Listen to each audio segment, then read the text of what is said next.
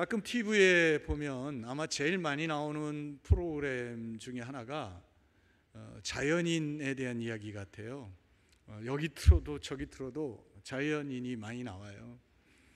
근데 여러분, 이 자연인들이 이제 쭉 스토리를 들어보면 아팠든지 실패했든지 어려움을 통해서 산에 들어오게 되죠.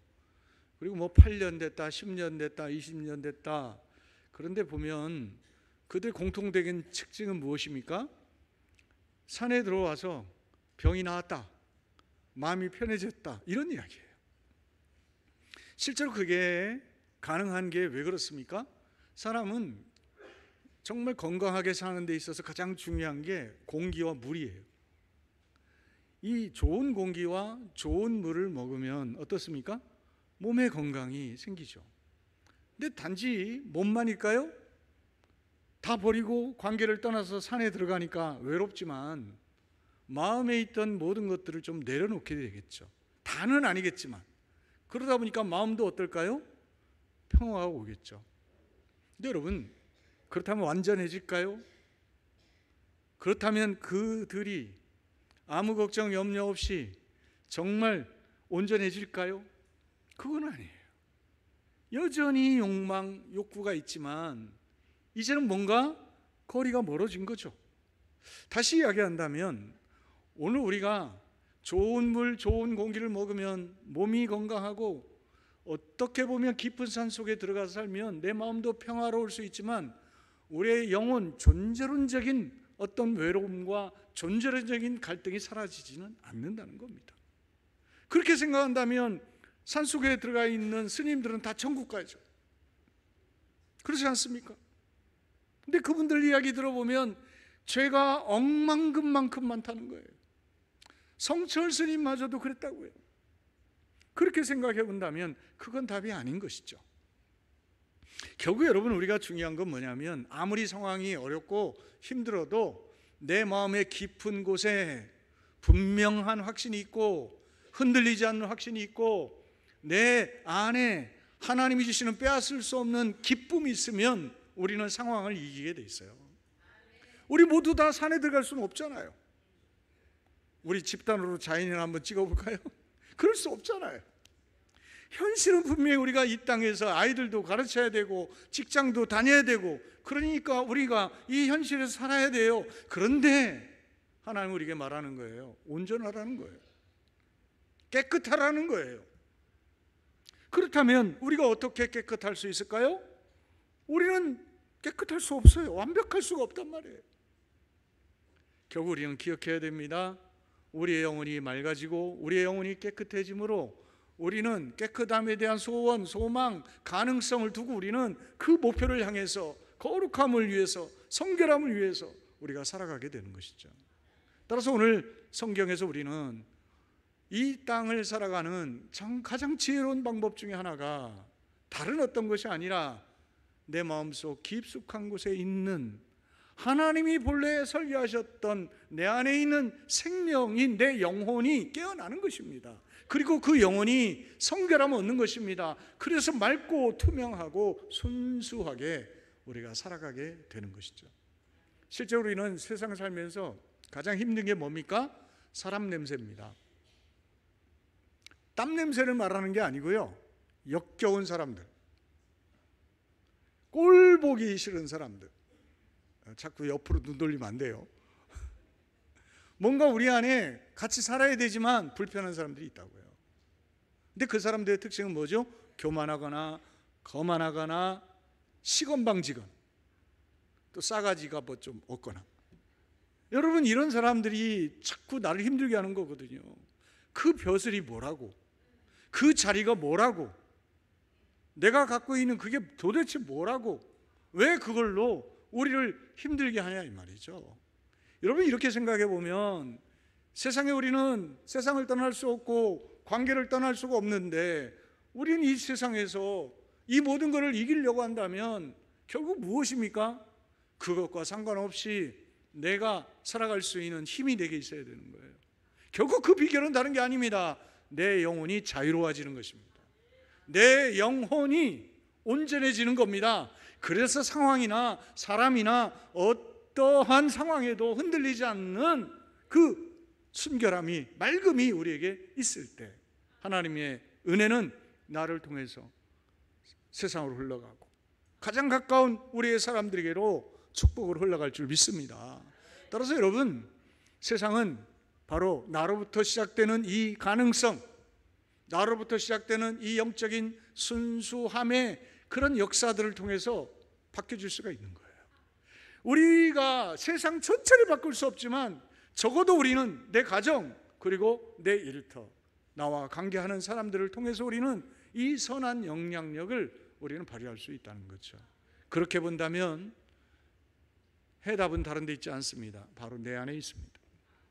내 안에 계신 하나님께서 우리를 하나님의 거룩한 성전 삼으셨고, 우리에게 하나님의 진귀한 사랑, 아주 특별한 사랑을 주시면서 우리에게 이 사명을 맡기셨어요.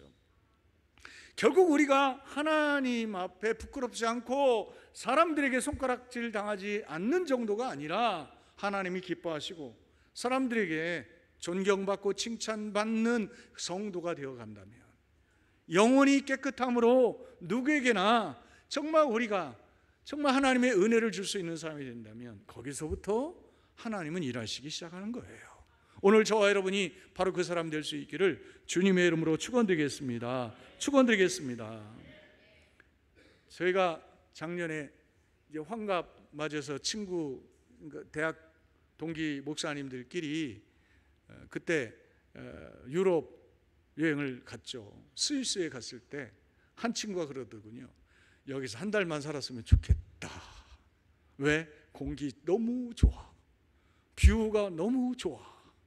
근데 이 친구는 사실은 이제 목회도 하지만 노인 요양 쪽으로 일종의 사업을 하기 때문에 경제적인 여유가 있는 친구예요. 근데 얼마 전에 뭔가 어떻게 해가지고 벌금을 억대로 맞게 생겨서 한 달 꿈이 사라졌어, 이렇게 왔어요. 여러분, 어떻게 보면 꿈은 꿀 수 있지만 실제로 그 삶을 내가 누릴 수 있는 것은 우연히 일어나는 게 아닙니다. 하나님의 복은 우연히 일어나는 게 아니라는 것입니다. 내가 기도하고 기도한 대로 하나님의 복을 받고 내가 하나님 앞에 꿈을 꾸고 그 꿈을 내가 이루려고 한다면 우리가 하나님 앞에 구체적인 믿음과 신앙의 고백과 순종이 있을 때만 하나님이 일하신다는 거예요. 따라서 오늘 우리가 다시 한번 영혼이 깨끗한 삶을 사는 것 누가 원하지 않습니까? 그러나 그 영혼 깨끗한 삶이 내게 임하고 그를 통하여 나타나는 하나님의 축복도 저와 여러분의 삶 속에 임하는 귀한 은혜가 있기를 주님의 이름으로 축원드리겠습니다. 오늘 본문을 통해서 우리가 이 세 가지의 가능성을 한번 살펴봅시다. 첫 번째, 여러분 21절을 보십시오. 너희는 그를 죽은 자 가운데에서 살리시고 영광을 주신 하나님을 누구로 말미암아? 그리스도로 말미암아 뭐 하는 사람이라고요? 믿는 자다 그랬어요. 우리가 하나님을 믿는 사람이라는 거예요. 누구로 말미암아? 예수 그리스도로 말미암아. 이 말은 우리가 예수 그리스도의 십자가의 은혜와 사랑을 받음으로 하나님이 우리를 사랑하는구나 라고 하는 것을 알게 됐다는 거예요. 그런데 우리가 이 믿음을 갖게 됐는데 이 믿음을 어떻게 하라고 되어 있어요? 너희 믿음과 소망이 누구에게? 하나님께 있게 하셨느니라 그랬어요. 즉 하나님께서 우리에게 은혜를 주셨죠. 근데 그 은혜는 구체적으로 말하면 예수님을 우리에게 주신 거예요. 그런데 이 예수님을 믿을 때 우리에게 하나님의 은혜는 꽃이 피고 열매를 맺는 거예요. 그러면서 우리에게 말하는 거예요. 내가 너에게 예수 그리스도를 믿게 한 이유는 너희의 믿음과 너희의 소망을 누구에게? 하나님께 있게 하기 위함이라고 그랬어요. 이 말을 정리하면 오늘 하나님이 우리를 사랑하시는데 예수님을 주시고 십자가에 못 박기까지 사랑하셨어요. 그러면서 우리에게 요구하는 건 뭐예요? 너희의 믿음을 하나님께 두라는 거예요. 너희의 소망을 하나님 안에 두라는 거예요. 우리의 모든 것의 출발이 하나님, 우리의 뿌리가 하나님께 있어야 된다는 거예요. 여러분, 나무가 좋은 열매를 맺으려면 가장 중요한 게 뭡니까? 어디에 심기느냐. 그 나무가 아무리 좋은 품종의 나무라도 좋은 토양에 심겨져야 이 나무가 그 생명력, 그 가치를 발휘할 수가 있어요. 그런데 여러분, 상황이 좋지 않은 곳에 뿌리를 내리면 그 나무가 그 본래의 가치를 드러낼 수가 없어요. 오늘 우리가 하나님이라고 하는 영생의 근원이신 그 하나님, 사랑의 근원이신 하나님, 은혜의 근원이신 하나님, 아낌없이 주시는 그 하나님 안에 우리가 뿌리를 내려야 되는 거예요. 우리의 믿음이 거기에 기초해야 된다는 것이죠. 뿐만 아닙니다. 믿을 뿐만 아니라 바라는 것, 미래에 대한 소망이 하나님 안에 있어야 취소되지 않는 거예요. 부도나지 않는 거예요. 따라서 하나님 우리에게 예수를 주시면서까지 우리에게 원하는 게 뭡니까? 하나님 안에 있으라는 거예요. 하나님 안에 뿌리를 내리라고 하는 것입니다. 그러면서 말하는 겁니다. 하나님 안에 뿌리를 내리고 하나님이 주시는 생명의 풍성함을 경험하라는 거예요. 여러분, 맛있는 과일의 특징이 뭐예요? 토양이 좋아야 되지만 환경도 좋아야 돼요. 그런데 참 역설적으로 맛있는 과일은요, 일교차가 심한 곳에서 결정이 됩니다. 그래서 사과 중에 제일 맛있는 사과가 이스라엘 사과라고 그래요. 아직 한 번도 안 먹어봤어요. 누가 좀 이스라엘 가면 좀 사오시길 바라요. 네. 그래서 파바로티가 한국 공연 왔을 때 이스라엘 사과, 그것을 요청했다고 그래요. 왜냐하면 그때 이제 파바로티 공연을 주도했던 그 전체 PD가 전에 있던 교회 장로님이거든요. 그래서 물은 어떤 거, 하여간 막 딱딱딱 몇 개 주문이 까다롭대요.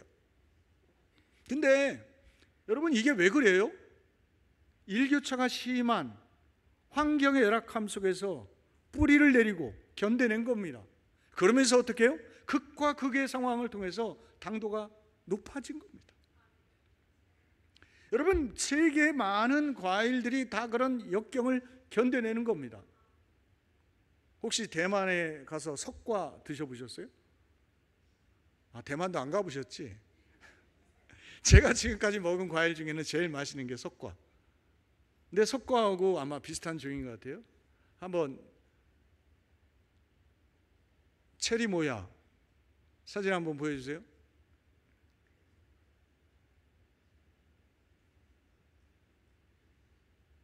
준비 안 됐어요? 이 체리 모야 혹시 찾아보세요. 체리가 모야가 아니고요, 체리 모야. 근데 여러분, 이게 카스타드 애플이라고 부르기도 한다고 합니다.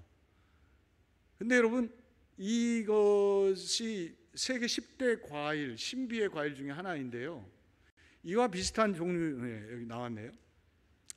보셨죠?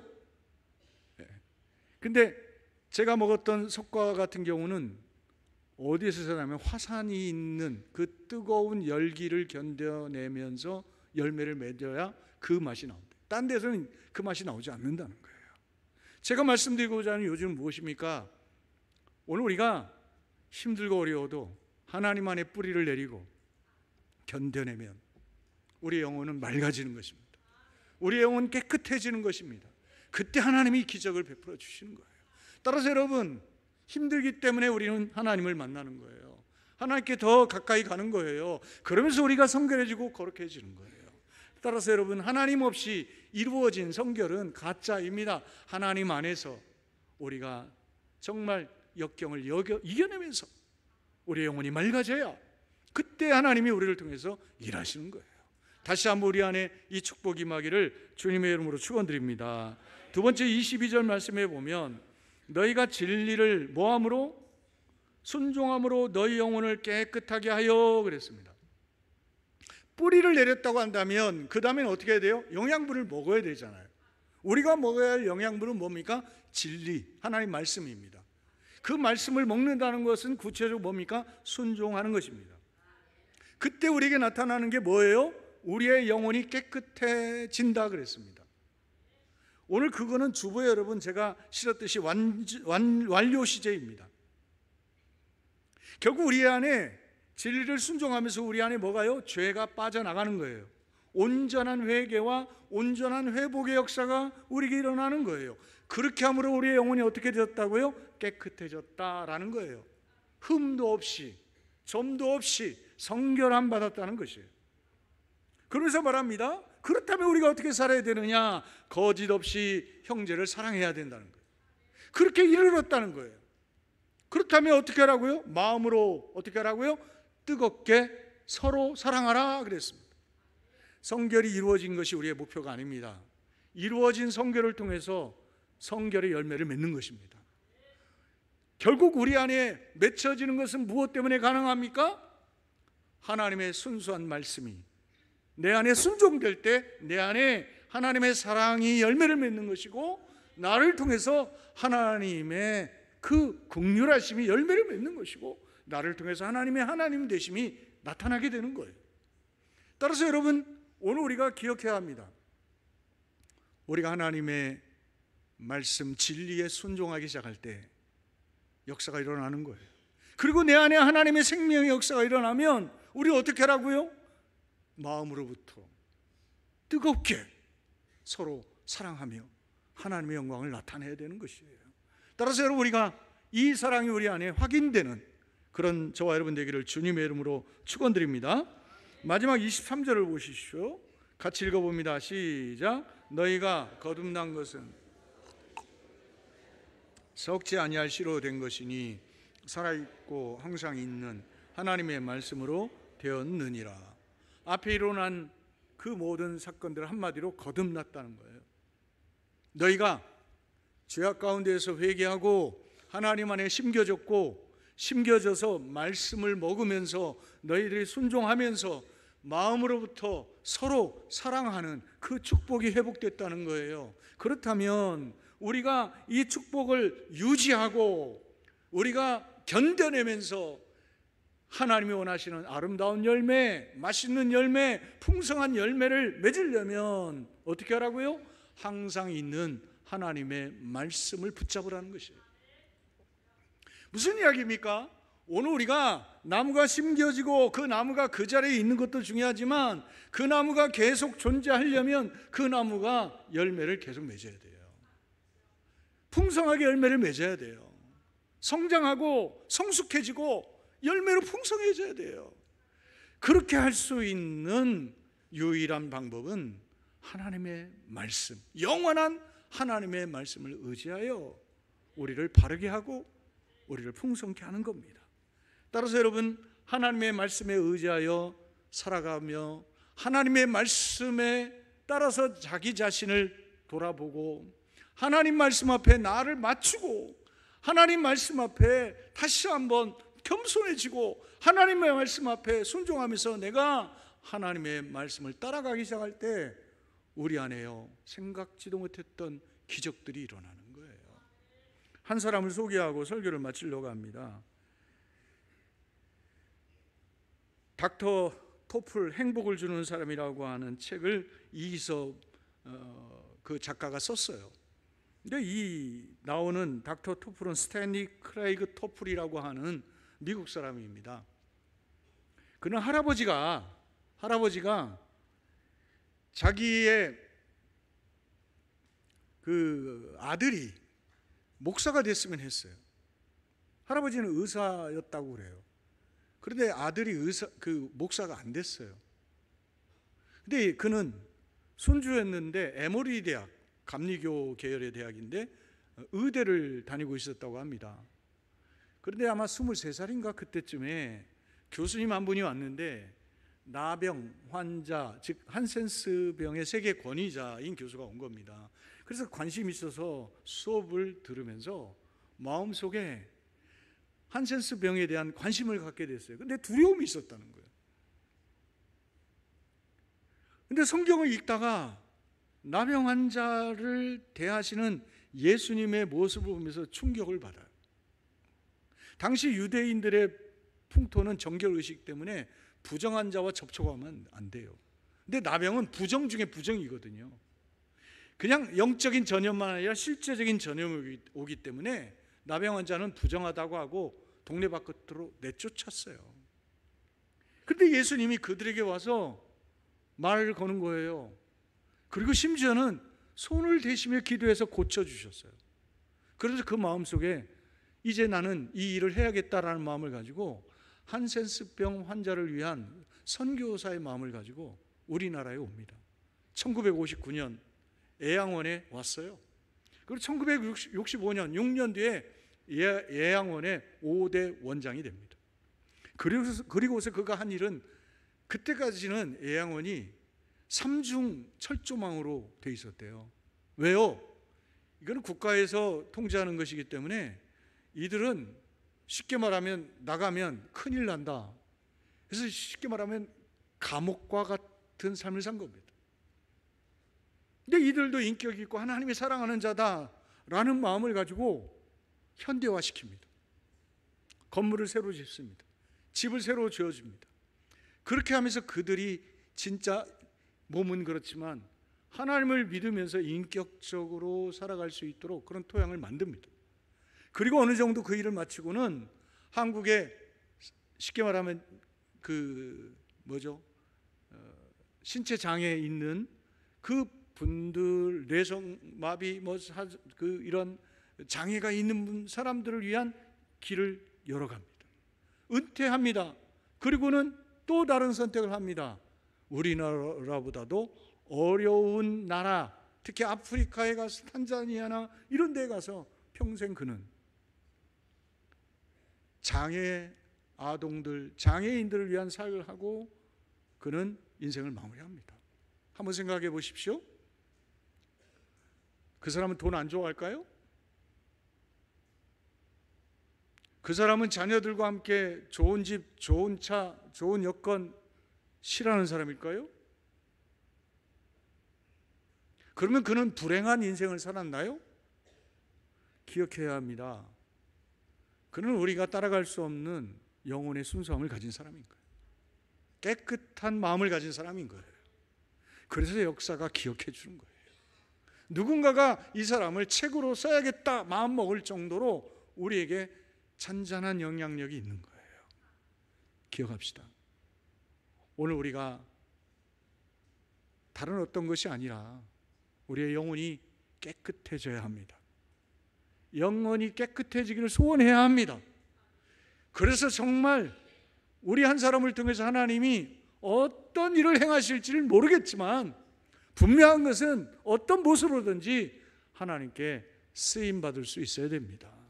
여러분 때문에 하나님이 기뻐했으면 좋겠습니다. 바로 나 때문에, 나의 영혼의 그 순수함과 해맑음 때문에 하나님께 우리에게 소망을 둘 수 있는 저와 여러분 한 주간 되시기를 주님의 이름으로 축원드리겠습니다.